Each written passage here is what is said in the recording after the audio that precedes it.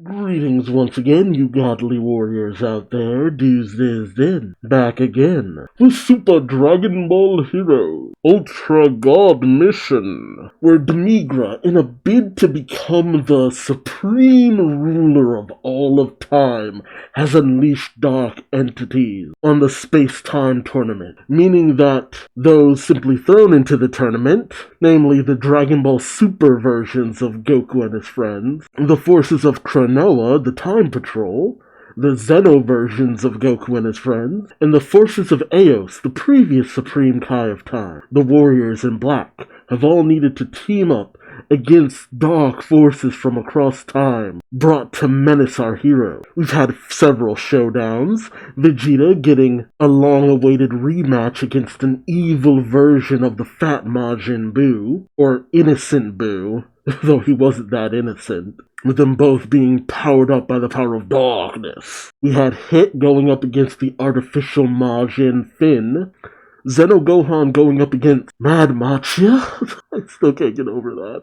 Of all things, Mad Machia. And the combo attack by Yamcha and Vidro against Chill, who had previously wiped out the Glass People. And because of Yamcha standing up against Vidro's sworn enemy, Vidro ended up smitten by Yamcha, asking to marry him. Come on, Yamcha, say yes. If nothing else, it might be the biggest W you ever walk away with. Meanwhile, Eos and Kranoa have been felled at the hands of Demigra, only for Vegeta to appear, with Kranoa handing him a Potara so that he could fuse with Goku. What'll happen next? Join me as I find out, won't you? Alright, Chapter 16. In the fight against Demigra, the Dark King, Vegeta joins in.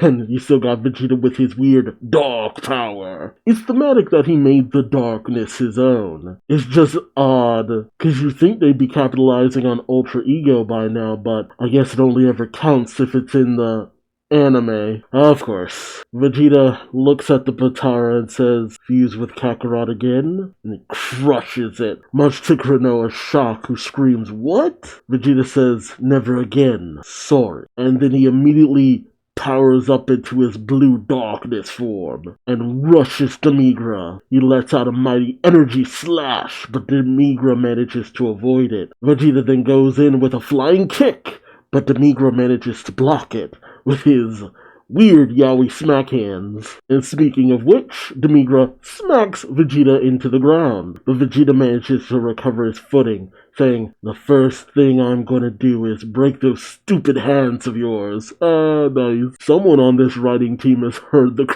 comments. Hey, but then suddenly Vegeta is frozen. Does Demigra have time stop? Oh! It was Eos who uses the time freeze on Vegeta, saying, now Kranoa. Kranoa takes the broken Potara, thinking, I'll revert back to broken Potara's time. So it reassembles and she puts it on Vegeta's ear, with him thinking, God damn it. I actually kind of love that. Like, we don't have time for your bull, Vegeta. You're gonna wear this goddamn Potara. I find that hilarious. We then cut to an unconscious Goku who's already wearing the Potara. And thus, the fusion happens. Demigra says, they're fusing? What a hassle. I release a bit more of the dark factor and become stronger. So Demigra powers up. Ugh, oh god, ugh, those hands. Ugh, yeah, you guys keep really making those hands freaky. Okay, and you have Dark King Demigra versus Super Vegito Blue. Hajime! Demigra goes in with his big meaty claws. And of course, Vegito would not be Vegito if he wasn't immediately styling on his opponent, as he blocks Demigra's strike with just his leg.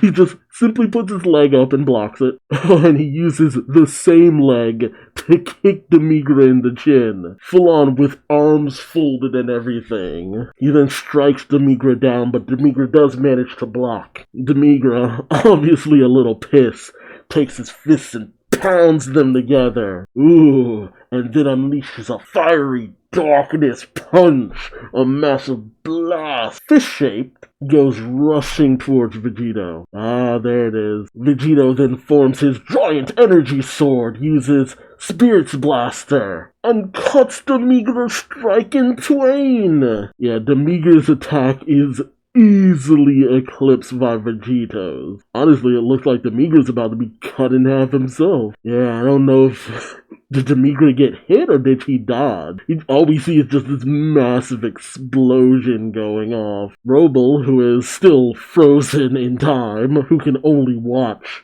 mentally calls out to Demigra, and once the smoke clears, we see a battered, but seemingly still okay Demigra. He took some damage though, but he does kind of laugh off Vegeto's attack, so Demigra's the underdog, but he's not out. We cut to something else. The area of West City, hellified. Where we see Xeno Trunks going up against Cell.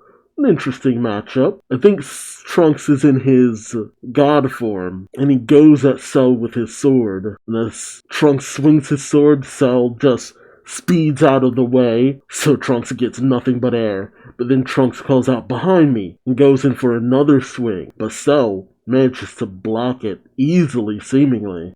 He's using his energy, the aura around his body, to block it, too. Trunks thinks to himself, "I can't get the blade through.